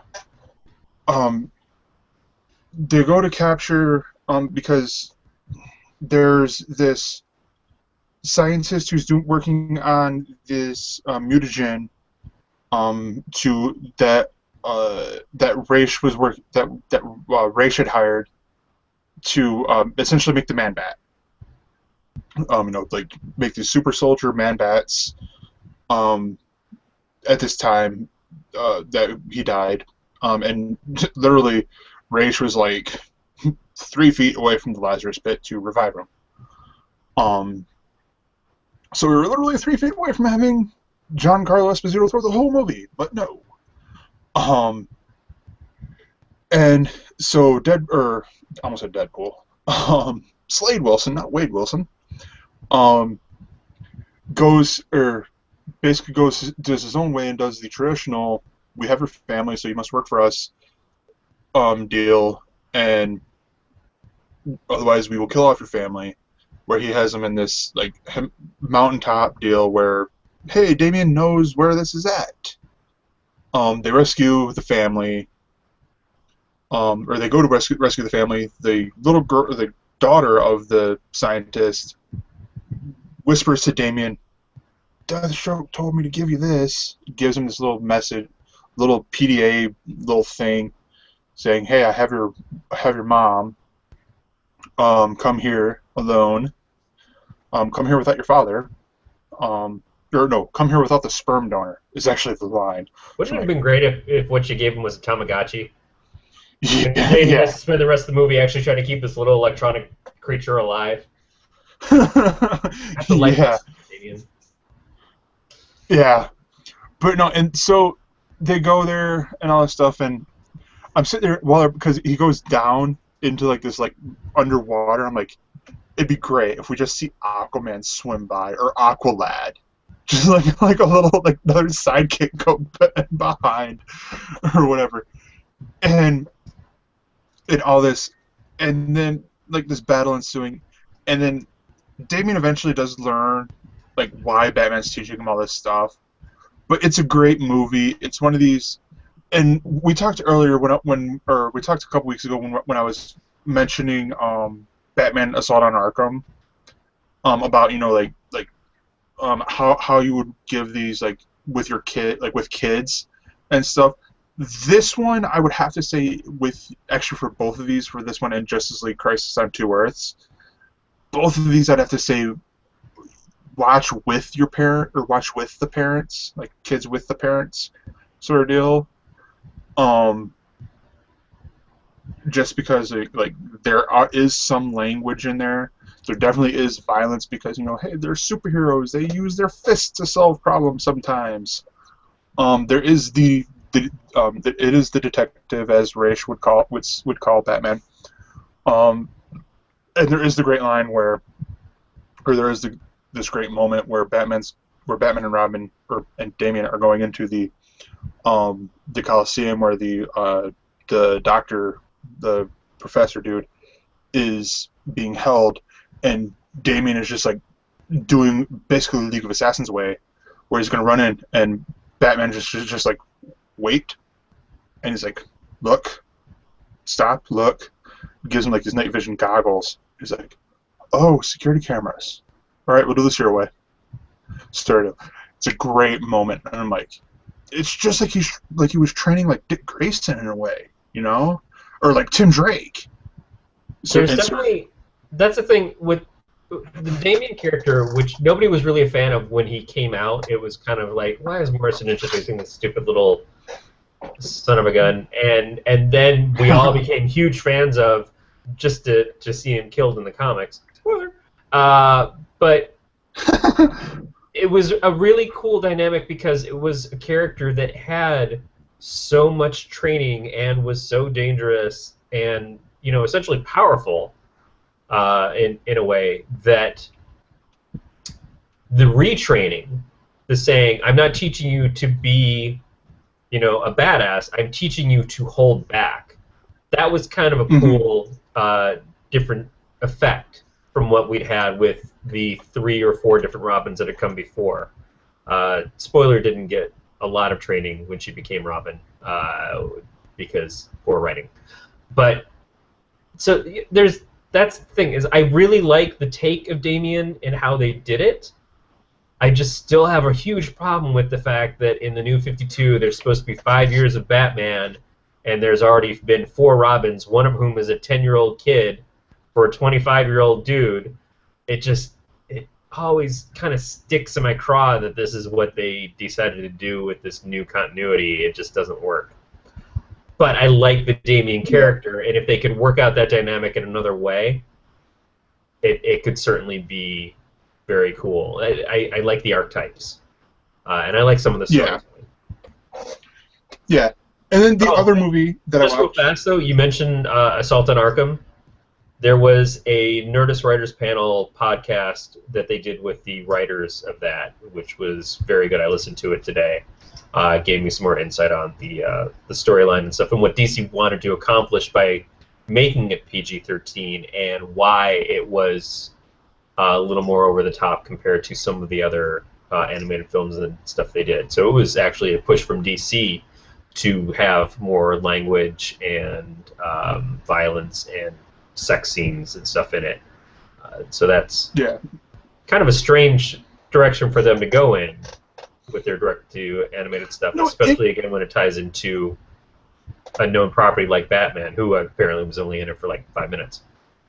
But it makes sense though too, because I mean it's tied more to the video game than like the Batman the animated series or Batman, than like the comic books or anything else. I mean, it is tied more into the video game. It is, but it's still, that's like saying, oh, all you kids who like Pokemon, well, here's this Pokemon movie that we're putting out that, you're obviously going to see it and you're going to think, oh, Pikachu and Charizard and all that stuff, and it's like, no, this is Ash goes and explores, hey, I'm growing up and I want to go away to this place where I'm going to hook up with some chicks and stuff, and it's going to be like camp, only a little bit weird and more exploratory, and you might see some Pokeballs, but I don't think you're going to get a Pikachu out of it. That's what I'm saying. It's branding. If you're going to utilize the branding of saying this is in the Batman universe, this is in the Arkham Asylum universe and all that stuff, you've got to be careful, because some people are just going to pick it up and see Batman on the cover and think, oh, it's a Batman cartoon, so of course I can give this to my kids. Because that's what they've led people to believe. And when you alter the trust of people to that brand, that can really backfire. And I'm not sure if that's what's happening here or not, but also I don't see a lot of people who are buying these DVDs at this point, besides the people who are older anyways. I don't see a lot of kids running to the store to get the Batman DVDs anyway. So maybe they know. Maybe they know that this is the decision of like, well, who our audience is, that's really not going to happen. Or if it happens, it'll be very rare. And it'll be up to them to pick it up and look at the fact that it is rated PG-13 as opposed to G or PG. True. So the other one, the other movie that I have seen, and I will go right into the. Now you said that the. Who was the actor? You said it was. Well, Simon and Inara from Firefly were in this one. All right, and then the other actor, I should say actress, who played Superwoman in Justice League Crisis on Two Earths, Gina Torres. Nice. I always thought Gina Torres would make a great Superwoman, or no, a great Wonder Woman. She did Wonder Woman in the intro video for DC Universe Online. The MMO for MMO video game. Which I have. Yeah. I need to play more. Yeah, I'm on there. Come find me. But yeah, so the Justice League. This was originally through doing my Wikipedia research. This was was released on February 23rd, 2010, and it was based on an abandoned direct-to-video feature, Justice League Worlds Collide, which was intended to be a bridge between Justice League, the animated television series, and Justice League Unlimited. And I can see that, to be honest, in this. And it's loosely based on the and the premise was borrowed from the from a couple of different sources.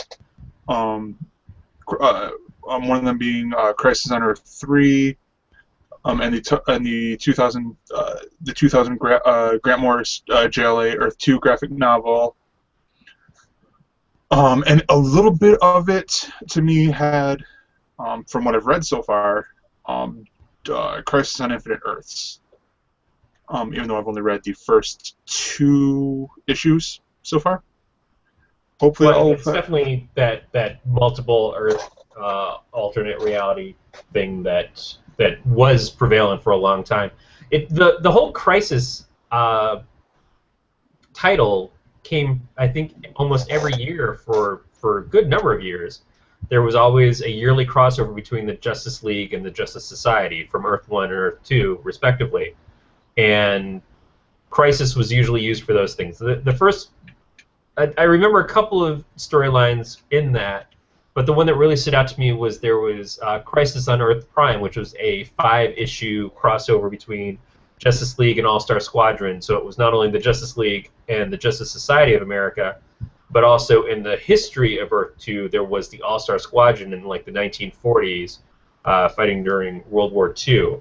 So it had a time property, it had alternate Earth property, it had Paradegaton trying to take over a whole other Earth, which was the Earth Prime Earth. So that was even before Crisis on Infinite Earths. So it's something that goes even beyond that, but the Earth 3 characters had been around a lot, and so you're going to see them. Well, there are moments of them in on the Crisis on Infinite Earths comic that you're reading right now, but they're not a big part of the story in comparison to just like all the universes. Yeah, but so you some of the cast, at least some of the notable cast. You have William Baldwin, who played Bruce Wayne / Batman. Mark Harmon as Superman. Chris Noth was Lex Luthor. Gina Torres, as I mentioned, was Superwoman. James Woods was the Owlman.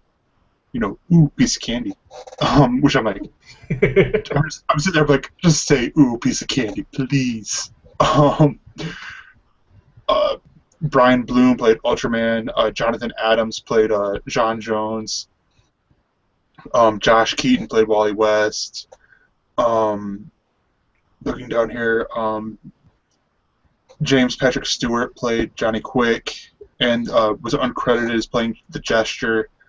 The Jester, sorry. Nolan North played Hal Jordan and Power Ring. Bruce Timm played Uncle Super, and Carlos Alazraki played Breakdance. But yeah, this nice was. Nice that Bruce Timm got a cameo. Yeah.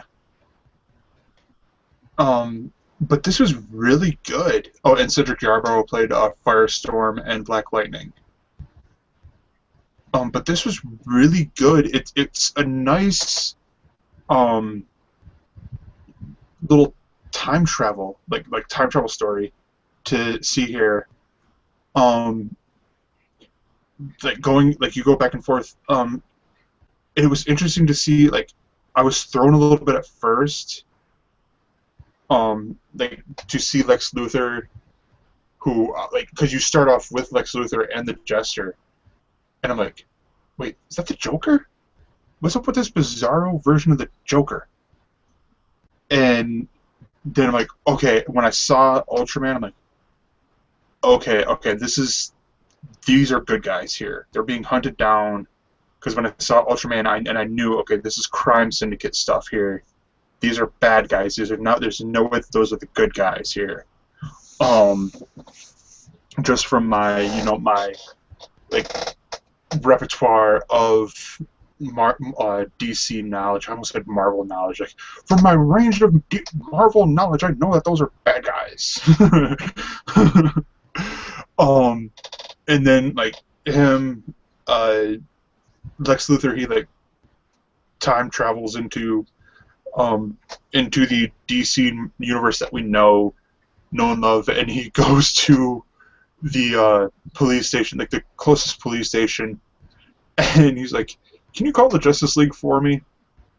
And he's sitting there butt naked and with all of his armor off on the other side of the table, and he's like, "Hello," and Superman scans him. He's like, "Well, for one, his bodily organs are on the wrong side, and for two, our Lex Luthor is still in his cell quietly. So yes, this is an alternate Earth version of Lex Luthor. One of my favorite lines, hands down, of the movie. Like, first 10 minutes, right after a great action scene, I'm like, okay, this is great. Off to a great start. I love the fact that you have this great understanding of the Martian Manhunter, but they don't do it on our Earth. They do it on the other Earth, this crime syndicate Earth. And they do it with Slade Wilson, with President Wilson, or Slade Wilson, with his daughter, where, like, because John Jones is protecting President Wilson's daughter, who is standing up against the crime syndicate by giving all these speeches and stuff, and so John Jones decides to go become her personal bodyguard against the opposite of the Green Arrow, which is the Red Arrow. And essentially they do this thing where they show human affection, which is kissing, and they show Martian affection, which is basically mind melding and showing, like, basically all your experiences simultaneously. Like, so they show her affections, like, in flashbacks, and his, like, all of his experiences, like all the good stuff that he's ever done. So, and they do some good, like, some great stuff, like, so his stuff on Mars, fighting what is it, Starro, the giant starfish thing. Yeah, that's Starro. Yeah, Starro. I'm like, ooh, wow, some deep cuts from the DC universe. But and then, like, so, and they're doing all this stuff, like, to showing it, like, as showing their, like, their affection and stuff, and it was brilliantly done. And then they get to the big epic fight scene at the end with to go, and this is where I'm like, okay, Crisis on Infinite Earth is what came to my head while watching this, because Owlman strikes this idea of, like, that there's all these different Earths, you know, like, because, you know, you make one decision, like, if we go yes, okay, then you're continuing down the same Earth, but if you went no, then there's this other Earth where you went no instead, and then, like, you know, and that just makes all these different Earths. But then there's, you know, Earth Prime. So they got this big bomb where he's going to go to Earth Prime and blow up that Earth, thus blowing up all the Earths. So Owlman and Batman are fighting on this giant Earth, and Batman, it's just this epic battle between two. I think Owlman has no powers, right? He's essentially just Batman. He is essentially Batman. Yeah. And, like, and also here we get a Wonder Woman's invisible jet, which was awesome. Like, just to see how, essentially, little nod here of her getting an invisible jet. But that was in the beginning. I'm looking at the Wikipedia page, and I'm like, oh, hey, yeah. And also a Doctor Who reference that you can get in here, because what makes it invisible is a chameleon circuit. I'm like, Doctor Who reference. But I just want to point out probably a big reason why the story was so good. This is one of the last animated projects that I believe, based on the time, that Dwayne McDuffie did.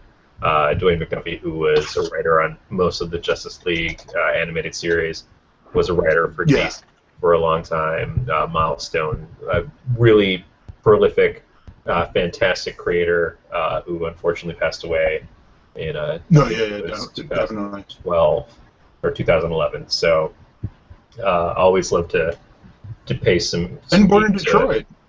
Yeah, well, Dwayne was an awesome guy. I was following him on Facebook, and he was just someone that the limited time that I got to like see Dwayne as Dwayne, as opposed to just like enjoying his work, gave me even more Justice League respect Doom for him. was his last one, actually. Yeah, some of the stuff I think came out like some of the Ben 10 episodes and stuff he wrote or produced. I think he was listed on the credits, but some of the stuff came out after he had already passed away, so it was probably things that he'd already been working on at the time. According to his filmography, the last stuff that he did, Justice League Doom, All Star Superman, Crisis on Two Earths, Ben 10 Alien Force, Ben 10 Ultimate Alien, Ben 10 Omniverse episodes 1 and 2 only. Yeah. But yeah. But no, yeah, I mean, this is a great story, a great plot, to be honest. But yeah, there is, I would be honest, I would love to see how this compares to the Worlds Collide plot script, like if that's out there somewhere, because like I can see, like if you watch this, it very much seems like you could see this being a bridge between Justice League and Justice League Unlimited. The only difference is the voice talent is not the actors from Justice League. Right. But yeah, I mean, but it is a great movie. I mean, aside from the fact that it was written by Dwayne McDuffie, I mean, like, it is just so great. Yeah, I would definitely be willing to check that one out. Yeah. Some other quick mentions that I've watched. Franklin Bash is pretty good. Is really good for me. I've been watching that. You're the Worst. I've been enjoying that. I think you'd like Married. I've been watching it as a warm up for Married. Like Married needs or for a warm up for You're the Worst. Like it needs a warm up, but and then Epic Meal Empire. Epic Meal Empire has been really good. Yeah. Did you see this past episode? Canada Day? Yeah. Yeah. With Kevin Smith. It's got had Kevin Smith in there doing the introduction. He's like, and now my favorite Canadian. Out comes Jason Mewes. I'm like, you're not Canadian. And then Sullivan and Son, I crammed through the past 3 episodes of Sullivan and Sons, because I'm like, I need to be watching the show because I love the show. It's just I keep on forgetting to watch it. And then I think I mentioned earlier, the season finale of Sullivan and Son is on tonight, or not tonight, this Thursday, I believe. But yeah, anything else you want to add, Corey? I'm trying to think of anything else that really kind of stood out this week. It was mostly I'm just glad that this was the week that I not only got to see more Daily Show and Colbert, but that John Oliver came back. It's hard when they go on those breaks, and I even though I try to stay up on news events and everything, it just seems like the way that they bring things across and just having them there kind of opens my eyes. Oliver especially. Oliver always winds up talking about subjects that aren't necessarily being talked about on the news as much. He always gives you at least one thing that is sort of an education in and of itself. I know about the student loan crisis. One of those things I'm a big believer in is that we should be promoting education a lot more in this country. If we want to try to get anywhere as a nation, it would sure behoove us to invest in educating our young and making school not only affordable, but something they should believe in, something that they should get gains out of. And it just bugs the hell out of me that there's so many people who seem to be against that. It's like, no. We got to pay those people. We got to pay. I mean, you got to pay educators. You definitely got to pay educators. But that's never what it's about. It's just about making banks richer than they already were. So I'm hoping that this gets some of the John Oliver push that like what happened with the FCC Comcast thing and some other stuff where he's like, yeah, here's the email address for these people. Just go to town. Here's what you should. Here's a form you can use to send in to them. That Just send in the form. Don't even fill it in. Just send in the form. I really hope that gets to be more of a thing because there's on Colbert there's the Colbert bump where people come on there and they push their book or they're up for office or whatever, and the Colbert bump usually turns out to be a really good thing for them, which is fun, and Colbert is great. But I'd really like to see this John Oliver thing become bigger and bigger because I think between the three of them, they're all doing just such important work to kind of open people's eyes to what the news isn't, which is informative. It just doesn't give us actual information anymore. It's just sort of all sensationalized garbage. It's a lot of junk food as opposed to anything that's really going to give you sustenance of thinking. And these do it with comedy, which has got to be even harder. They're teaching us and they're making it enjoyable, and that is to me the best educator in the world. If you get excited to go to school, not just because you're learning something, because the person who's teaching you is making it fun, that is pretty incredible. And this is 3 shows that are doing this every week. It just blows my mind every time. I just think it's so much fun because at the end of, especially John Oliver, Erin's gotten really into it. At the end of the show, or by the middle of the show, she'll let me pause it, and she'll just start asking me questions to kind of like figure out what's going on, and then it sparks conversations with us. I talk about that every once in a while. Like election time, we watch elections, and then she asks me to pause the show and say, well, what about this?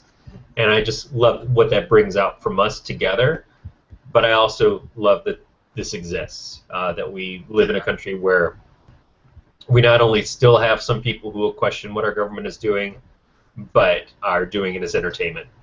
That's really cool. No, yeah, definitely. But yeah, so join us here, or join me. You can join me here Wednesday, where I will share with you guys some of the comic books that will be coming out, or maybe I may be in Lansing with my family checking out Barnes and Noble or something. I don't know. If not, it might be out a little later. I don't know. But you can join us here Saturday, where we may have a special guest. I don't know. That is the rumor. There's a rumor that we may have our very first special guest for our comic book show. The 616. The 616. But you can join us here every week, every Monday, for What Else Is On. And until then, or hold on, let me go down to the actual outro so I can get my Ron Burgundy on.